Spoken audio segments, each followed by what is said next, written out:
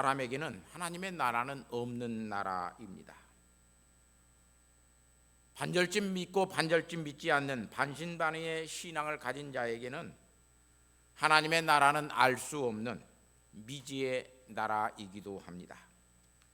그뿐만 아니라 지금 여기에서 하나님의 나라에 있음을 믿고 사는 사람에게는 지금 여기에 하나님의 나라가 실제하는 하나님의 나라이기도 합니다. 우리는 하나님을 믿는다고 하면서도 믿지 못하는 자들이 우리 속에 얼마나 많은가를 알 수 있습니다.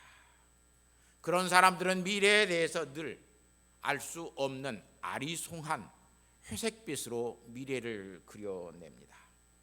이것도 저것도 아닌 믿음을 가진 사람들은 알지 못하는 사람, 다시 말하면 아무리 교회에 다녀도 하나님의 나라에 대해서는 아무것도 알지 못하기 때문에 그들의 나라는, 하나님의 나라는 무의 나라입니다. 백지의 상태로 하나님의 나라를 그려냅니다.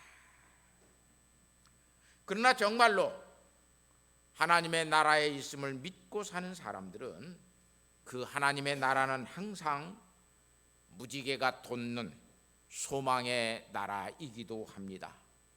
그뿐만 아니라 우리에게 영생의 기회를 주시는 기회의 나라이기도 합니다. 하나님의 영광을 맛보는 영광의 나라이기도 합니다. 이런 하나님의 나라를 맛보지 못하고 거짓되고 외선적인 신앙생활을 하는 이스라엘 백성들에게, 특별히 그 시대의 종교 지도자였던 서기관과 바리새인들에게 예수님은 우아히 슬프다고 말씀하십니다. 7번 내가 너희의 거짓된 신앙을 보면서 내가 슬프다고 말씀합니다. 예수님은 유대인들에게 있는 거짓된 믿음, 그 위선의 믿음을 보시면서 사실상 너희에게는 하나님의 나라가 없구나를 말씀하십니다. 이미 예수님은 마가복음 1장 15절 말씀에 이렇게 와서 복음을 선포하셨습니다. 이르시되 때가 찼고 하나님의 나라가 가까이 왔으니 회개하고 복음을 믿으라. 하나님의 나라를 믿는 사람은 회개하고 예수님의 말씀을 믿게 되었을 때에 그에게 하나님의 나라가 은혜로 선물로 주어진다고 말을 하고 계십니다. 그런데 그들은 정말로 예수님의 말씀을 믿지도 아니했을 뿐만 아니라 정말로 하나님을 믿는 척하면서 살았지만 그들에게는 7가지의 위선이 그들에게 있었습니다. 회개하지 아니하면 마태복음 21장 43절 말씀에 보니까 내가 너희에게 이르노니 하나님의 나라를 너희는 빼앗기고 그 나라에 열매 맺는 백성이 받느니라고 말씀합니다. 너희가 그 유선적인 죄, 그 의식적인 죄에서 너희가 회개하지 아니하면 너희에게 있는 하나님의 나라를 하나님께서 빼앗아서 그 하나님의 나라의 열매를 맺는 회개하는 자들에게 하나님은 하나님의 나라를 그들에게 주신다고 말씀합니다. 회개하지 못하면 예수님은 마태복음 21장 31절 말씀에 세리들과 창녀들이 너희보다 먼저 하나님의 나라에 들어갈 것이라고 말씀합니다. 경건한 척 위선하고 정말로 예수 믿는 것, 정말로 잘 믿는 것 같이 하지만 우리에게 참된 회개가 없으면 세리와 창녀들보다 우리는 못한 사람이 되고 그들에게 하나님의 나라를 빼앗기게 될 것이라고 말씀합니다. 이 7가지 예수님께서 우아히 슬프다고 말씀하시는 7가지의 신앙생활 속에 있는 위선적이고 외석적인 것들은 대체 무엇을 이야기하는지 잘 이해가 안 될 때가 굉장히 많습니다. 무엇 때문에 7번이나 같은 내용을 가지고 같이 말씀하시는가? 매번 똑같이 화 있을지어다 말씀하시면서 그들의 의선과 위선에 대해서 이야기하지만 정말로 한 번만 말씀하셔도 다 알 것 같은데 왜 7번이나 예수님께서 이것을 말씀하실까? 겉으로는 같은 것 같지만 예수님께서 말씀하시는 그들의 위선이 본질적으로는 다, 내용적으로 다 차이가 있습니다. 첫 번째 화는 우리가 들었지만 마태복음 23장 13절에 나옵니다. 거기는 의식과 위선으로 믿는 척하면서 믿지 아니하는 죄, 다시 말하면 믿는 척하는 위선과 의식을 예수님은 슬프다고 말씀하십니다. 우리는 긍정하지 아니하면서도 긍정하는 척하고 사랑하지 아니하면서도 사랑하는 척하고 믿지 아니하면서도 믿는 척하고 살 때가 얼마나 많은지 모릅니다. 그렇게 예수 믿고 그렇게 하나님의 백성으로서 살아가면 예수님께서 슬프다고 말씀하십니다. 두 번째 화는 마태복음 23장 15절 말씀에 다른 사람들 열심히 예수 믿게 하지만 개종시켜 유대교인이 되게 하지만 오늘 기독교인이 되게 하지만 자기도 하나님 앞에 가까이 가지 아니하고 그 사람도 하나님께 가까이 가지 않는, 다시 말하면 하나님이 기준이 아니고 내 중심, 내가 기준이 되어져서 너도 나만큼만 신앙생활 해라. 너는 나만큼만 너는 신앙생활을 해라. 그렇게 자기 중심적인 생각을 가지고 믿는 척하는 위선에 대해서 예수님께서 화 있을지어다고 말씀하고 계시는 것을 볼 수 있습니다. 세 번째 하는 마태복음 23장 16절에서 22절까지 전통이나 관습, 습관으로 믿는 것에 대해서 예수님께서 말씀하십니다. 정말로 믿지 아니하면서도 그 문화적인 전통의 모든 것들이 그렇게 되어지니까 오늘 예수 믿는 사람들 속에서 모태신앙을 가진 사람들, 어머니가, 아버지가, 할아버지가, 그래서 3대, 4대씩 예수 믿는 사람들 속에는 가정의 전통이 그래서 그냥 가정 예배를 드리고 주일날 나와서 예배 드리는 것이 그냥 습관화 되어져서 그렇게 예배 드리면서 마음속에는 믿음이 없는 위선에 대해서 예수님께서 사람의 계명으로 너희가 나를 가르친다고 말씀합니다. 그래서 하나님의 말씀대로 믿는 것이 아니라 인간의 전통을 따라서 믿는 믿음, 그 믿는 척하는 그 믿음의 위선에 대해서 예수님께서 세 번째 슬프다고 말씀하십니다. 네 번째는 마태복음 23장 23절과 24절에서 여기에 나와는 이 위선은 정말로 작은 것들은 잘 지키면서, 예를 들면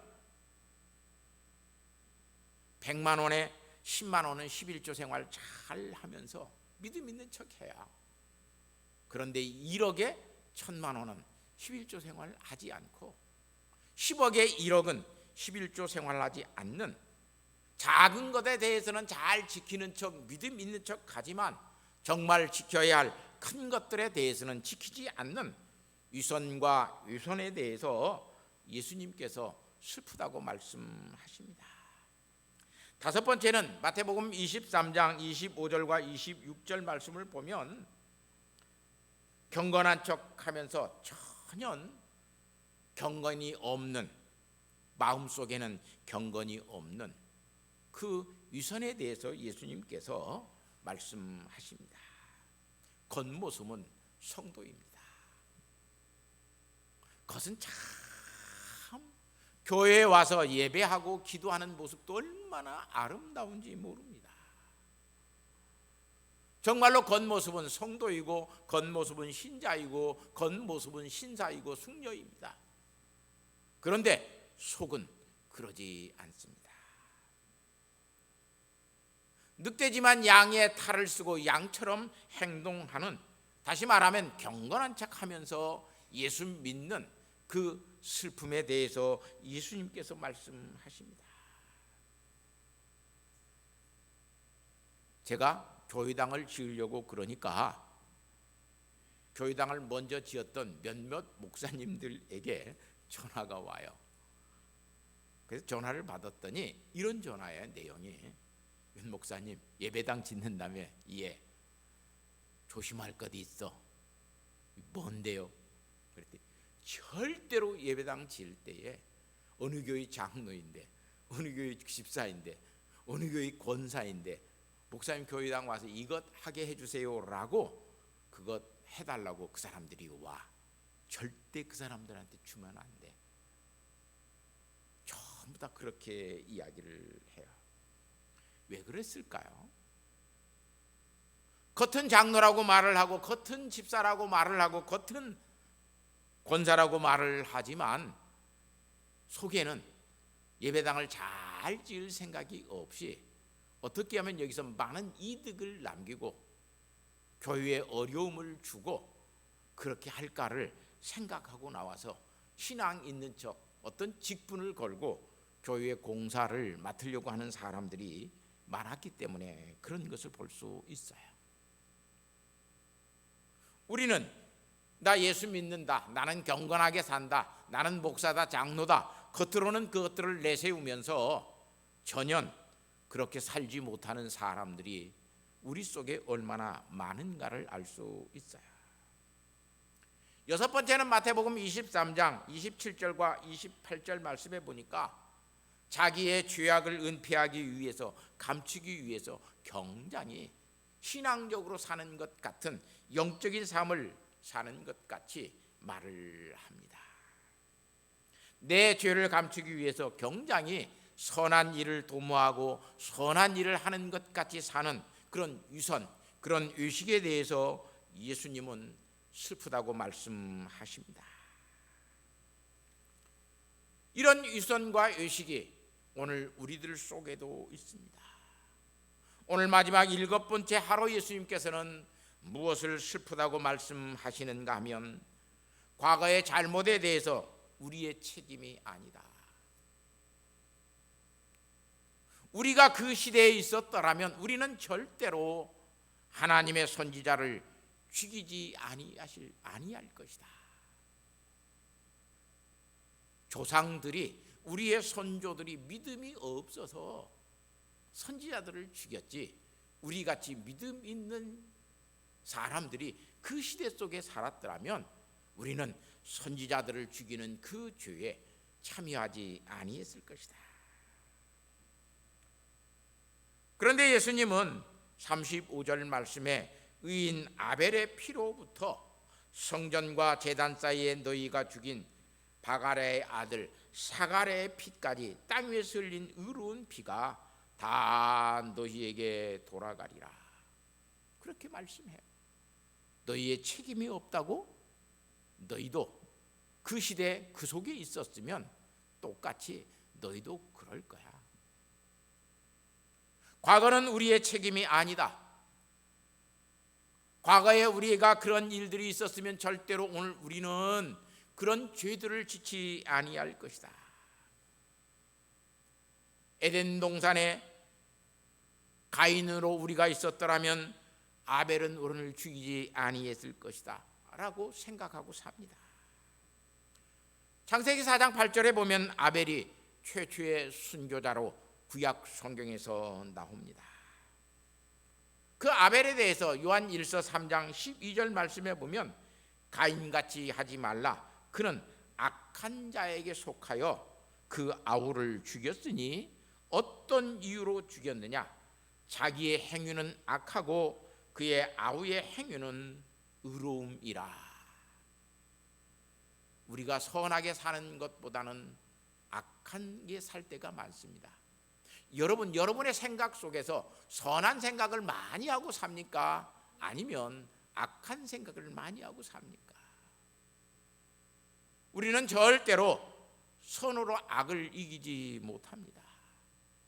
악은 악으로 이기려고 그러지 악을 우리의 선으로 이겨가려고 하지 않습니다. 누가 내게 하나의 잘못을 하면 나도 두 개, 세 개로 그에게 보복하려고 하는 마음이 많지. 그 하나의 잘못을 내가 깨끗이 손해보고 그를 용서해주고 싶은 마음으로 살아가는 사람들은 참 드문 것을 볼 수 있습니다. 우리는 절대로 가인같이 살지 아니할 것이라고 말을 하지만 오늘 우리는 가인처럼 살 때가 너무 많습니다. 맨 마지막에 언급되고 있는 이 사가랴라고 하는 사람은 대하 24장 20절에서 22절에 스가랴로 언급되는 사람입니다. 사가랴는 스가랴의 헬라식 이름의 발음인 것을 알 수 있습니다. 그는 하나님의 말씀을 전하다가 성전뜰 안에서 유대인들에게 의해서 돌로 쳐 죽임을 당했습니다. 요아스 임금 시대에 그랬습니다. 그래서 역대하 24장 22절 말씀에 보면 그가 사가랴의 아버지 여호야다를 이야기해요. 여호야다가 죽을 때에 이르되, 자기 아들이 그렇게 죽었어요. 자기가 죽을 때 여호와는 감찰하시고 신원하여 주옵소서. 여호와여, 감찰하여 주시고 신원하여 주십시오라고 기도하고 그가 죽어요. 이렇게 아벨도 순교를 하였고 구약의 스가랴 선지자도 순교하고 죽었습니다. 구약 성경의 맨 마지막에 나오는 스가랴가 맨 마지막 순교자인 것을 알 수 있습니다. 본래 히브리어 성경은 우리가 가지고 있는 이 편제로 되어 있지 않습니다. 그래서 맨 끝에 말라기서가 나오는 것이 아니라 말라기서로 편제된 것은 히브리어 성경을 헬라어로 번역하면서 70인경에서 말라기서를 좀 역대순으로 이렇게 나누다가 보니까 말라기서가 맨 뒤에 나왔어요. 그런데 본래 구약의 히브리어 성경은 역대기가 맨 마지막에 나와요. 우리의 성경은 역대기, 열왕기, 상하로 나누어져 있는데 거기는 나누어져 있지 않습니다. 그래서 이 역대기 맨 마지막에 나오는 순교자가 이 사가랴, 스가랴라고 하는 사람이에요. 그래서 예수님께서는 처음에 순교자와 맨 마지막에 순교자, 선지자들의 모든 선지자들의 죽음에 대해서 한번 이렇게 수거적으로 이야기하고 계시는 것을 볼 수 있습니다. 우리가 그때 있었더라면 우리는 또한 스가랴를 죽이지 않는 사람이 되었을까요? 사랑하는 성도 여러분, 다시 한번 현실적으로 오늘 우리에게 묻습니다. 여러분이 일제 36년 일본의 압제 속에서 살게 되었다라면 여러분은 친일하는 사람으로 살 것 같습니까? 아니면 반일하는 사람으로 살 것 같습니까?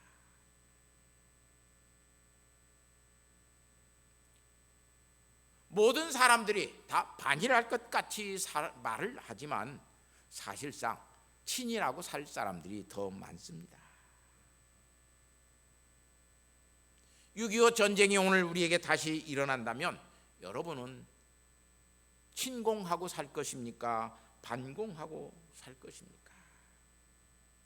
아마 친공하고 살 수 있는 확률이 많습니다. 지금 대한민국 체제 속에서도 반공의 이념으로 사는 것이 아니라 친공, 공산주의의 이데올로기에 물들어서 사는 교회 속에서도 그런 좌파적 신앙을 가지고 사는 목사, 장로들이, 성도들이 굉장히 많습니다.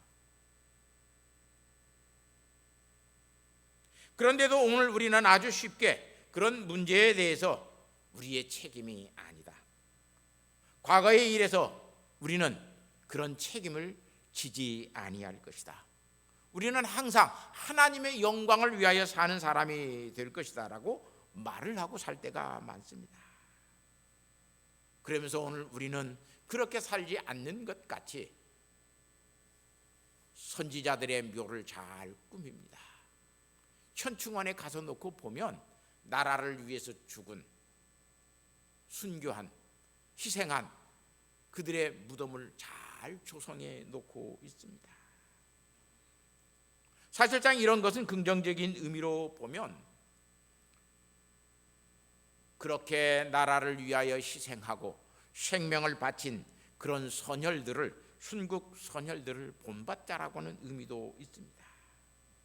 그런데 부정적인 의미로 보면 예수님은 그렇게 선지자들의 무덤을 잘 꾸미는 것에 대해서 예수님께서 긍정적으로 보지 않고 오늘 말씀해 보니까 매우 부정적으로 보고 계십니다. 부정적으로 보는 것은 이것은 우리의 책임이 아니다.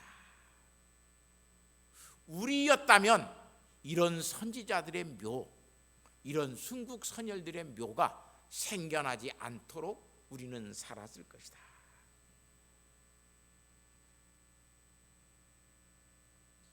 얼마나 이것이 교만의 행동인가를 알 수 있습니다. 그래서 만일 우리가 조상 때에 있었더라면 우리는 그들의 선지자들의 피를 흘리는데 참여하지 아니했을 것이라고 유대인들이 말을 합니다. 묘를 꾸미면서 의인들의 묘를 꾸밉니다. 선지자들의 묘를 아름답게 조성하면서 우리가 이때에 있었더라면 이 선지자가 죽지 아니했을 것인데 우리가 그때에 있지 아니해서 이 의로운 사람, 이 선지자가 죽었다라고 이야기를 합니다. 그러니까 오늘 우리는 선지자들을 박해하거나 의로운 사람들을 박해하는 것이 아니라 정말로 하나님 앞에 우리는 믿음으로 잘 사는 사람이라고 말을 하고 살아갑니다. 사랑하는 성도 여러분, 현재에 이르든 과거에 이르는 제3자로서 그 입장에 서 있을 때는 매우 합리적이고 이성적인 판단을 할 수가 있습니다. 그러나 그것이 자기의 문제가 되고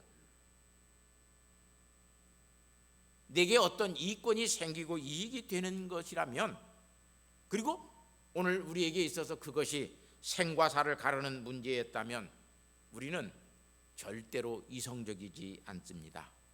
그게 합리적이지 않습니다.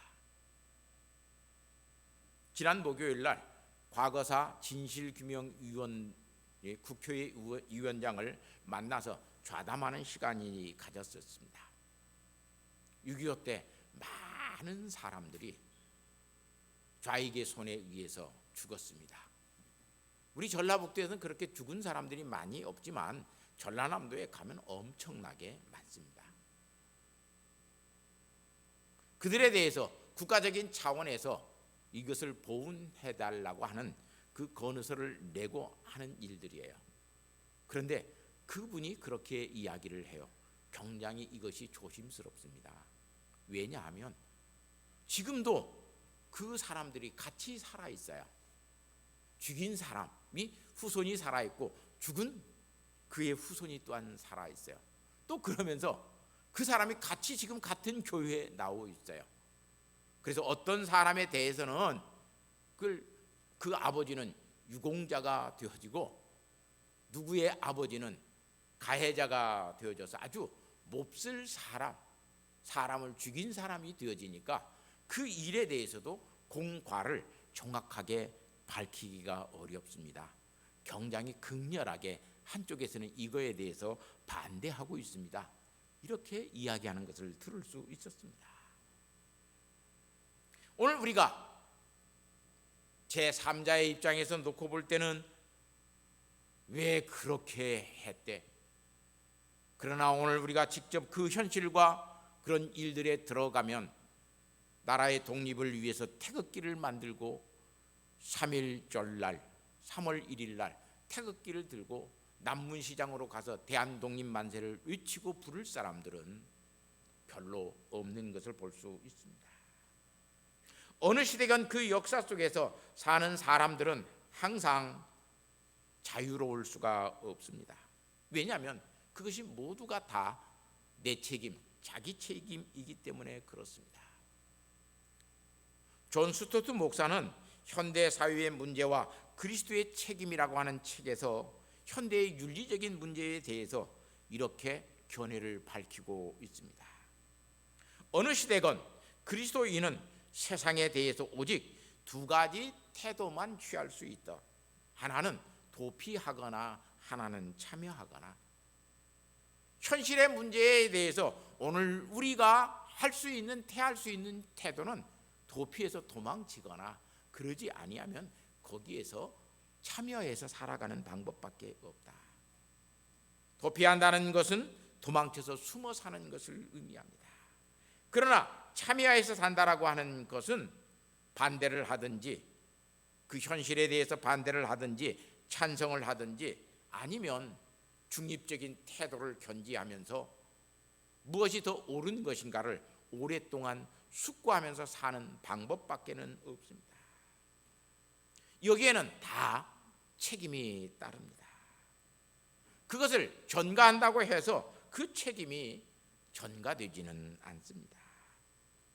순교자의 무덤을 만들어 놓고 책임을 전가하고 있는 바리새인과 서기관들을 향해서 예수님은 마태복음 23장 33절에 뱀들아 독사의 새끼들아 너희가 어떻게 지옥의 판결을 피할 수 있겠느냐. 지옥의 판결, 너희가 심판받는 그것을 너희가 피해서 갈 수 있겠느냐. 아무리 너희가 우리에게는 선지자를 죽인 죄가 없습니다 말을 해도 너희는 선지자들을 죽이고 있다. 현실에서도 선지자들을 죽이고 있다라고 말씀합니다. 어떤 분의 책에 보니까 이렇게 말하고 있는 것을 읽었습니다. 아담과 하와를 선악과 실과를 따 먹었다고 욕하지 말자. 당신도 선악과 실과를 보았다라면 여지없이 따먹고 말았을 것이다. 아브라함을 욕하지 말자. 자식이 없고 아내가 그의 사랑하는 몸종 하가를 첩으로 주면서 자식을 낳자고 하는데 그것을 마다할 남자가 어디에 있겠느냐. 만일 당신이 그랬다라면 당신은 사라를 버려버리고 하갈과 살을 넣은지 모른다. 늙은 마누라 버려버리고 젊은 마누라와 살 수 있을런지 모른다.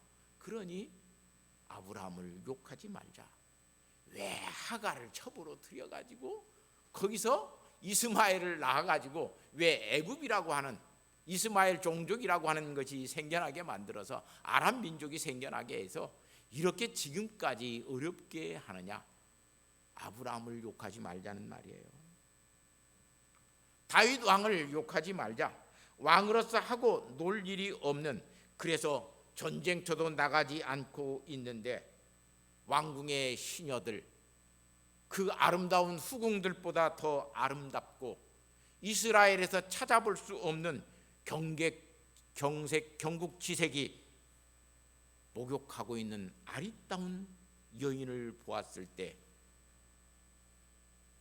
그 여자를 소유하고 싶은 마음이 없다면 남자도 아니고 더욱도 왕도 아닐 것이다. 그 환경과 그 여건 속에서 들어가서 생각해 보면 쉽게 책임을 물을 수 없다라고 하는 것입니다. 내 책임이 아닐 때는 우리는 굉장히 자유스럽지만 내 책임일 때는 그것을 합리화시키려고 부단히 노력하는 것을 볼 수 있습니다. 거기에서 우리는 의식적이고 위선적인 삶을 살아갑니다. 사랑하는 성도 여러분, 절대로 우리는 선지자들을 죽이지 않을 것이다. 그렇게 말을 했던 바리새인과 서기관들은 하나님께서 보낸 마지막 선지자 세례 요한을 죽였던 사람들이 이 유대인들이었습니다. 헤롯 왕이 죽였다라고 핑계댈 수 있지만 사실은 그건 유대인들이 죽였습니다. 제사장과 서기관과 바리새인들이 죽였습니다. 그것 안 됩니다. 세례 요한 선지자 죽이면 안 됩니다. 그들이 그렇게 말하지 아니하였습니다. 오늘 우리에게 있는 현재의 문제도 우리의 문제라면 또한 과거의 문제도 오늘 우리의 문제입니다. 과거의 책임도 오늘 우리의 책임이고 현재의 책임도 오늘 우리의 책임이지, 과거의 책임이 없다고 현재의 그 책임이 오늘 없다라고 말하는 것은 우리가 얼마나 위선적이고 외선적인 의식적인 신앙을 가지고 있는가를 알 수 있습니다. 나는 저 조상과 같지 아니하고 저 세리와 창기와 같지 않다고 말하는 바리새인과 서기관들의 모습 속에서 우리의 모습을, 저와 여러분의 모습을 봐야 됩니다. 사랑하는 성도 여러분, 오늘 내 신앙생활 속에 이 7가지의 의식과 위선이 오늘 우리에게 있다면 예수님은 우리를 향해서 화로다. 너희는 나를 참 슬프게 하는 사람이로다. 믿으면서도 믿는 척하면서도 믿지 않는 것, 자기의 중심이 되어져서 하나님과 멀어지게 하는 신앙생활, 사람의 전통으로 살게 만드는 것, 별 유익이나 이익이 없으면 그럴 때는 사소한 규칙을 지키면서 정말 중요한 규칙들은 지키지 않는 것, 마음의 변화는 없는데 썩은 마음을 가지고 있으면서도 겉은 신사와 숙녀로 성도로 꾸미면서 경건한 척하고 사는 것,